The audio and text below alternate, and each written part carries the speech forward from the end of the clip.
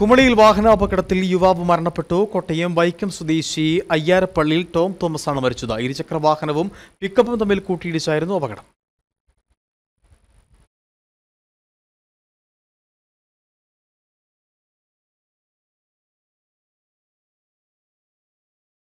കുമളി കുളത്തുപാലത്തിന് സമീപം ബൈക്ക് അപകടത്തിൽ കോട്ടയം സ്വദേശി മരണപ്പെട്ടു.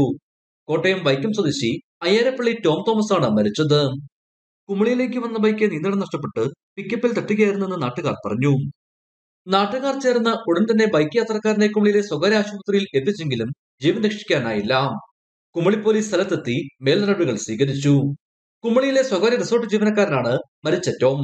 സംസ്കാരം ശനിയാഴ്ച രാവിലെ 10-ന് വൈക്കംപള്ളിയിൽ നടക്കും. ഇടുക്കി വിഷൻ, കുമളി.